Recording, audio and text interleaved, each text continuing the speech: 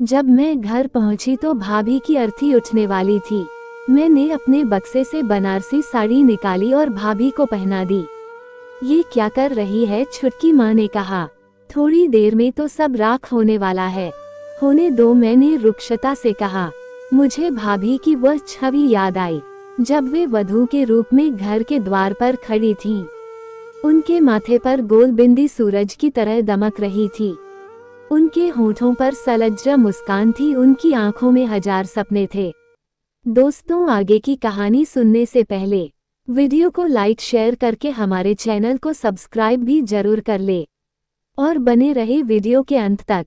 कहानी बहुत ही इमोशनल और मजेदार है। चलिए वीडियो को शुरू से शुरुआत करते हैं। आज सुबह सुबह ही प्रशांत भैया का फोन आया। छुटकी, उन्होंने आंसुओं से भीगे स्वर में कहा, राधा नहीं रही, अभी कुछ देर पहले वह हमें छोड़ गई। मेरा जी धक से रह गया। वैसे मैं जानती थी कि कभी न कभी ये दुखद समाचार भैया मुझे देने वाले हैं। जब से उन्होंने बताया था कि भाभी को फेफड़ों का कैंसर हुआ है, मेरे मन में डर बैठ गया था। मैं मन ही मन प्रार्थना कर रही थी कि भाभी को और थोड़े दिनों की मोहलत मिल जाए, पर ऐसा न हुआ। भला 40 साल की उम्र भी कोई उम्र होती है। मैंने आह भर कर सोचा, भाभी ने अभी दुनिया में देखा ही क्या था। उनके नन्हे नन्हे बच्चों की बात सोचकर कलेजा मुंह को आने लगा, कंठ में रुलाई उमड़ने लगी। मैंने भारी मन से अपना सामान पैक किया। अलमारी के कपड़े निकालते समय मेरी नज़र सफ़ेद मलमल में लिपटी बनारसी साड़ी पर जा टिकी। उसे देखते ही मुझे बीते दिन याद आ गए। कितने चाव से भाभी ने ये साड़ी खरीदी थी। भैया को दफ्तर के काम से बनारस जाना था। चाहो तो तुम भी चलो, उन्होंने भाभी से कहा था। पटना से बनारस ज्यादा दूर नहीं है और फिर 2 ही दिन की बात है, बच्चों को माँ देख लेंगी। भैया, मैं भी चलूंगी, मैंने मचल कर कहा था। ठीक है, तू भी चल, उन्होंने हंस कर कहा था। हम तीनों खूब घूमे फिरे। फिर हम एक बनारसी साड़ी की दुकान में घुसे। बनारस आओ और बनारसी साड़ी ना खरीदो, ये हो ही नहीं सकता, भैया बोले। भाभी ने काफी साड़ियाँ देख डाली, फिर एक गुलाबी रंग की साड़ी पर उनकी नजर गई तो उनकी आंखें चमक उठी, लेकिन कीमत देखकर उन्होंने साड़ी सरका दी। क्यों, क्या हुआ? भैया ने पूछा। ये साड़ी तुम्हें पसंद है तो ले लो ना। नहीं, कोई हल्के दाम वाली ले लेते हैं, ये बहुत महंगी है। तुम्हें दाम के बारे में चिंता करने की जरूरत नहीं, कहकर उन्होंने फौरन वह साड़ी बंधवाई और हम दुकान से बाहर निकले। शशि के लिए भी कुछ ले लेते हैं, भाभी बोली। शशि तो अभी साड़ी पहनती नहीं, जब पहनने लगेगी तो ले लेंगे। अभी इसके लिए एक सलवार कमीज का कपड़ा ले लो। मेरा बहुत मन था कि भैया मेरे लिए भी एक साड़ी खरीद देते। मेरी आंखों के सामने रंग बिरंगी साड़ियों का समा बंधा था। जैसे ही हम घर लौटे, मैंने माँ से शिकायत जड़ दी। माँ को बताना बारूद के पलीते में आग लगाने जैसा था। माँ एकदम भड़क उठी। अरे, इस प्रशांत के लिए मैं क्या कहूँ, उन्होंने कड़क कर कहा। बीवी के लिए 8,000 रुपए खर्च कर दिए। अरे, साथ में तेरी बिन ब्याही बहन भी तो थी, उसके लिए भी एक साड़ी खरीद देता तो तेरा क्या बिगड़ जाता। इस बेचारी का पिता जिंदा होता तो ये तेरा मुंह क्यों जोहती। माँ, इसके लिए भी खरीद देता, पर यह अभी 14 साल की ही तो है। इसकी साड़ी पहनने की उम्र थोड़े ही है, तो क्या हुआ, अभी नहीं तो 1 आध साल बाद ही पहन लेती। बीवी के ऊपर पैसा फूंकने को हर दम तैयार। हम लोगों के खर्च का बहुत हिसाब किताब करते हो। भैया चुप हो गए। माँ बहुत देर तक बकती झकती रहीं। भाभी ने साड़ी माँ के सामने रखते हुए कहा, माँ जी, यह साड़ी शशि के लिए रख लीजिए, ये रंग उस पर बहुत खिलेगा। माँ ने साड़ी को पैर से खिसकाते हुए कहा, रहने दे बहू, हम साड़ी के भूखे नहीं हैं। देना होता तो पहले ही खरीदवा देती, अब क्यों ये ढूंढ कर रही हो। तुम्हारी साड़ी तुम्हें ही मुबारक हो। फिर वे रोने लगी। प्रशांत के बापू जीवित थे तो हमने बहुत कुछ ओढ़ा और पहना, वे मुझे रानी की तरह रखते थे। अब तो तुम्हारे आसरे हैं, जैसे रखोगी वैसे रहेंगे, जो दोगी सो खाएंगे। साड़ी उपेक्षित सी बहुत देर तक जमीन पर पड़ी रही, फिर भाभी ने उसे उठाकर अलमारी में रख दिया। मुझे याद है, कुछ महीने बाद भैया के सहकर्मी की शादी थी और घर भर को निमंत्रित किया गया था। वह बनारसी साड़ी पहनो न, भैया ने भाभी से आग्रह किया। खरीदने के बाद एक बार भी तुम्हें उसे पहने नहीं देखा। भाभी साड़ी पहनकर आई तो उन पर नजर नहीं टिकती थी। बहुत सुंदर दिख रही थी वे। भैया मंत्रमुग्ध से उन्हें एकटक देखते रहे। चलो सब जन गाड़ी में बैठो, उन्होंने कहा। माँ की नजर भैया पर पड़ी तो वे बोली, अरे तू यही कपड़े पहनकर शादी में जाएगा? क्यों, क्या हुआ? ठीक तो है? खाक ठीक है, कमीज की बांह तो फटी हुई है। ओ जरा सी सीवन उधड़ गई है, मैंने ध्यान नहीं दिया। अब यही फटी कमीज पहनकर शादी में जाओगे? जोरू पहने बनारसी साड़ी और तुम पहनो फटे कपड़े। तुम्हें अपनी मान मर्यादा का तनिक भी ख्याल नहीं है। लोग देखेंगे तो हंसी नहीं उड़ाएंगे। मैं अभी कमीज बदल कर आता हूँ। लाइए मैं 1 मिनट में कमीज सी देती हूँ, भाभी बोली। उतारिए जल्दी। थोड़ी देर में भाभी बाहर आई तो उन्होंने अपनी साड़ी बदलकर एक सादी फूलदार रेशमी साड़ी पहन ली थी। यह क्या? भैया ने आहत भाव से पूछा। तुम पर कितनी फब रही थी, साड़ी बदलने की क्या जरूरत थी? मुझे लगा साड़ी जरा भड़कीली है, दुल्हन से भी ज्यादा बन संवर कर जाऊं, ये कुछ ठीक नहीं लगता। भैया चुप हो गए। उस दिन के बाद भाभी ने वह साड़ी कभी नहीं पहनी। हर साल साड़ी को धूप दिखाकर जतन से तह कर रख देती थी। मैं जानती थी कि भाभी को माँ की बात लग गई है। माँ असमय पति को खोकर अत्यंत चिड़चिड़ी हो गई थी। भाभी के प्रति तो वे बहुत ही असहिष्णु थीं, और इधर मैं भी यदा कदा माँ से चुगली जड़कर कलह का वातावरण उत्पन्न कर देती थी। घर में सबसे छोटी होने के कारण मैं अत्यधिक लाडली थी। भैया भी जी जान से कोशिश करते कि मुझे पिता की कमी महसूस न हो और उन पर आश्रित होने की वजह से मुझ में हीन भाव न पनपे। इधर माँ भी पल पल उन्हें कोचती रहती थी कि प्रशांत, अब गृहस्थी की बागडोर तेरे हाथ में है। तू ही घर का करता धरता है, तेरा कर्तव्य है कि तू सबको संभाले, सबको खुश रखे। लेकिन क्या ये काम इतना आसान था? सम्मिलित परिवार में हर सदस्य को खुश रखना कठिन था। भैया प्रशासन अधिकारी थे, आय अधिक न थी, पर शहर में दबदबा था। लेकिन महीना खत्म होते होते पैसे चुक जाते और कई चीजों में कटौती करनी पड़ती। मुझे याद है एक बार दिवाली पर भैया का हाथ बिल्कुल तंग था। उन्होंने माँ से सलाह की और तय किया कि इस बार दिवाली पर पटाखे और मिठाई पर थोड़े बहुत पैसे खर्च किए जाएंगे और किसी के लिए नए कपड़े नहीं लिए जाएंगे। लेकिन छुटकी के लिए एक साड़ी जरूर ले लेना। अब तो वह साड़ी पहनने लगी है, उसका मन दुखेगा अगर उसे नए कपड़े न मिले तो। अब कितने दिन हमारे घर रहने वाली है, पराया धन बेटी की जात। ठीक है, भैया ने सिर हिलाया। मैं नए कपड़े पहनकर घर में मटकती फिरी, बाकी सबने पुराने धुले हुए कपड़े पहने हुए थे। लेकिन भाभी के चेहरे पर जरा भी शिकन नहीं आई। जहाँ तक मुझे याद है, शायद ही ऐसा कोई दिन गुजरा हो जब घर में किसी बात को लेकर खटपट न हुई हो। भैया के दफ्तर से लौटते ही माँ उनके पास शिकायत की पोटली लेकर बैठ जाती। भैया भाभी कहीं घूमने जाते तो माँ का चेहरा फूल जाता। फिर जैसे ही वे घर लौटते वे कहती, प्रशांत बेटा, घर में बिन ब्याही बहन बैठी है, पहले उसको ठिकाने लगा, फिर तुम मियाँ बीवी जो चाहे करना, चाहे अभिसार करना, चाहे रास रचाना, मैं कुछ नहीं बोलूंगी। कभी भाभी को सजते संवरते देखती तो ताने देती, अरे बहू, सारा समय श्रृंगार में लगाओगी तो इन बाल गोपालों को कौन देखेगा।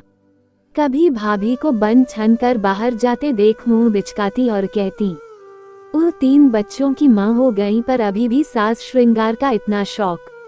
इधर भैया भाभी को सजते संवरते देखते तो उनका चेहरा खिल उठता। शायद यही बात माँ को अखरती थी।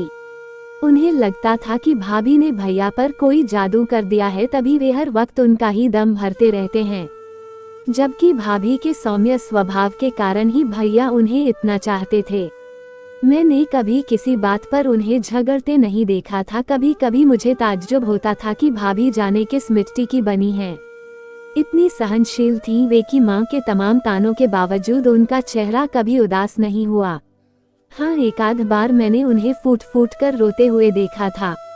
भाभी के 2 छोटे भाई थे जो अभी स्कूल में पढ़ रहे थे। वे जब भी भाभी से मिलने आते तो भाभी खुशी से फूली न समाती। वे बड़े उत्साह से उनके लिए पकवान बनाती।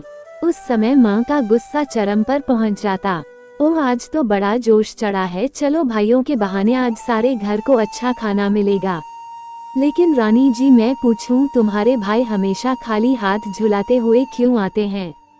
इनको सूझता नहीं कि बहन से मिलने जा रहे हैं तो एक आध गिफ्ट लेकर चलें। बाल बच्चों वाला घर है आखिर। माँ जी अभी पढ़ रहे हैं दोनों, इनके पास इतने पैसे ही कहाँ होते हैं कि गिफ्ट वगैरह खरीदें। अरे इतने भी गए गुजरे नहीं हैं कि 2-4 रुपए की मिठाई भी ना खरीद सकें। आखिर कंगलों के घर से है न, ये सब तौर तरीके कहाँ से जानेंगे। भाभी को ये बात चुभ गई, वे चुपचाप आंसू बहाने लगी। कुछ वर्ष बाद मेरी शादी तय हो गई। मेरे ससुराल वाले बड़े भले लोग थे, उन्होंने दहेज लेने से इनकार कर दिया। जब मैं विदा हो रही थी तो भाभी ने वो बनारसी साड़ी मेरे बक्से में रखते हुए कहा, छुटकी, यह मेरी तरफ से एक तुच्छ भेंट है। अरे ये तो तुम्हारी बहुत ही प्रिय साड़ी है। हाँ, पर इसको पहनने का अवसर ही कहाँ मिलता है। जब भी इसे पहनोगी तुम्हें मेरी याद आएगी। हाँ भाभी, मैंने मन ही मन कहा, इस साड़ी को देखूंगी तो तुम्हें याद करूंगी। तुम्हारे जैसी स्त्रियां इस संसार में कम होती हैं। इतनी सहिष्णु, इतनी उदार, कभी अपने लिए कुछ मांगा नहीं, कुछ चाहा नहीं, हमेशा दूसरों के लिए खटती रही बिना किसी प्रकार की अपेक्षा किए। मुझे उनकी महानता का तब एहसास होता था जब वे अपने प्रति होते अन्याय को नजरअंदाज कर जाती। मेरी ससुराल में भरा पूरा परिवार था, 2 नंदे, एक लाडला देवर, सास ससुर। हर नए ब्याहे जोड़े की तरह मैं और मेरे पति भी एक दूसरे के साथ ज्यादा से ज्यादा समय बिताने की कोशिश करते। शाम को जब मेरे पति दफ्तर से लौटते तो हम कहीं बाहर जाने का प्रोग्राम बनाते।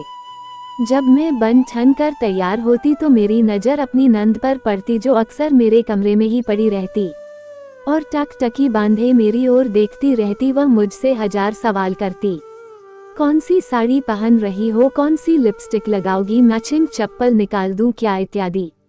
बाहर की ओर बढ़ते मेरे कदम थम जाते। सुनो जी, मैं अपने पति से फुसफुसा कर कहती, सीमा को भी साथ ले चलते हैं, ये बेचारी कहीं बाहर निकल नहीं पाती और घर में बैठी बोर होती रहती है। अच्छी बात है, ये बेमन से कहते, जैसा तुम ठीक समझो। मेरी सास के कानों में यह बात पड़ती तो वे बीच ही में टोक देती, सीमा नहीं जाएगी तुम लोगों के साथ, उसे स्कूल का ढेर सारा होमवर्क करना है और उसको ले जाने का मतलब है टैक्सी करना, क्योंकि मोटरसाइकिल पर 3 सवारियां नहीं जा सकती। सीमा भून भनाती, मुंह फुलाती, अपनी माँ से हुज्जत करती, पर सास का फरमान कोई टाल नहीं सकता था। मैं मन ही मन जानती थी कि मेरी सास जानबूझकर सीमा को हमारे साथ नहीं भेजती थी और उसे घर के किसी काम में उलझाए रखती थी।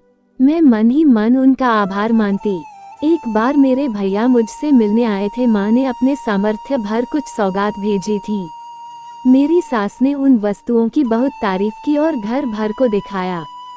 फिर उन्होंने मुझसे कहा, बहू, बहुत दिनों बाद तुम्हारे भाई तुमसे मिलने आए हैं, तुम अपनी निगरानी में आज का खाना बनवाओ और उनकी पसंद की चीजें बनवा कर उन्हें खिलाओ। मेरा मन खुशी से नाच उठा, उनके प्रति मेरा मन आदर से झुक गया। कितना फर्क था मेरी माँ और मेरी सास के बर्ताव में। मैंने सोचा, मुझे याद है जब भी मेरी भाभी का कोई रिश्तेदार उनसे मिलने आता तो मेरी माँ की भरी कुटी तन जाती, वे किचन में जाकर जोर जोर से बर्तन पटकती ताकि घर भर को उनकी अप्रसन्नता का भान हो जाए। मुझे याद आया कि जब मेरी शादी हुई तो मेरी माँ ने मुझे बुलाकर हिदायत दी थी, देख छुटकी, तेरा दूल्हा बड़ा सलोना है, तू उसके मुकाबले में कुछ भी नहीं है। मैं तुझे चेताई देती हूँ कि तू हमेशा उनके सामने बन ठन कर रहना, तभी तू उनका मन जीत पाएगी। मुझसे कहे बिना नहीं रहा गया, लेकिन भाभी को तो तुम हमेशा बनने संवरने पर टोका करती थी। वो और बात है, तेरी भाभी कोई नई नवेली दुल्हन थोड़े न है, बाल बच्चों वाली है, माँ मुझसे बोली। इसके विपरीत मेरी ससुराल में जब भी कोई त्योहार आता तो मेरी सास आग्रह करके मुझे नई साड़ी पहनाती और अपने गहनों से सजाती। वे सब से कहती फिरती, मेरी बहू तो लाखों में एक है। इधर मेरी माँ थी जिन्होंने भाभी को तिल तिल जलाया था, उनकी भावनाओं की अवहेलना करके उनके जीवन में जहर घोल दिया था। ऐसा क्यों किया था उन्होंने? ऐसा करके न केवल उन्होंने मेरे भाई की सुख शांति भंग कर दी थी, बल्कि भाभी के व्यक्तित्व को भी पंगु बना दिया था। मुझे लगता है भाभी अपने प्रति बहुत ही लापरवाह हो गई थी। उनमें जीने की इच्छा ही मर गई थी, यहाँ तक कि जब कैंसर जैसी जानलेवा बीमारी ने उन्हें धर दबोचा तब भी उन्होंने अपनी परवाह न की। न घर में किसी को बताया कि उन्हें इतनी प्राण घातक बीमारी है। जब भैया को भनक लगी तब तक बहुत देर हो चुकी थी। जब मैं घर पहुंची तो भाभी की अर्थी उठने वाली थी। मैंने अपने बक्से से बनारसी साड़ी निकाली और भाभी को पहना दी।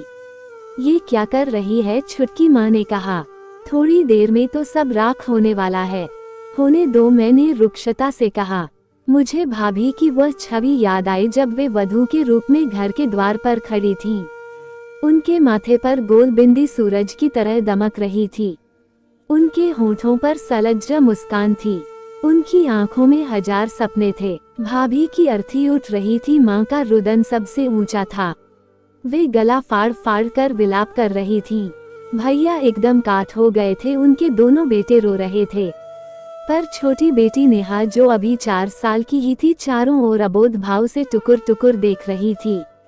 मैंने उस बच्ची को गोद में उठा लिया और भैया से कहा, लड़के बड़े हैं, कुछ दिनों में बोर्डिंग में पढ़ने चले जाएंगे, पर यह नन्ही सी जान है जिसे कोई देखने वाला नहीं है।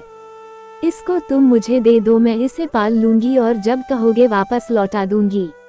अरे ये क्या कर रही है? माँ फुसफुसाई। तू क्यों इस जंजाल को मोल ले रही है? तुझे वहाँ परेशानी होगी। नहीं माँ, मुझे कोई परेशानी नहीं होगी। उल्टे अगर बच्ची यहाँ रहेगी तो तुम उसे संभाल न सकोगी, लेकिन तेरी सास की मर्जी भी तो जाननी होगी। तू अपनी भतीजी को गोद में लिए पहुँचेगी तो पता नहीं वे क्या कहेंगी। मैं अपनी सास को अच्छी तरह जानती हूँ, वे मेरे निर्णय की प्रशंसा ही करेगी। मैंने दृढ़ शब्दों में कहा। मुझे ऐसा महसूस हुआ जैसे भाभी अंतरिक्ष से मुझे देख रही हैं और हल्के हल्के मुस्कुरा रही हैं। भाभी, मैंने मन ही मन कहा, मैं तुम्हारी थाती लिए जा रही हूँ। मुझे पक्का विश्वास है कि इसमें तुम्हारे संस्कार भरे हैं। इसे अपने हृदय से लगाकर तुम्हारी याद ताज़ा कर लिया करूँगी। दोस्तों, वीडियो को पूरा देखने के लिए आप सभी लोगों का दिल से शुक्रिया। कृपया वीडियो को लाइक और शेयर करके हमारे चैनल को सब्सक्राइब भी जरूर कर ले। धन्यवाद।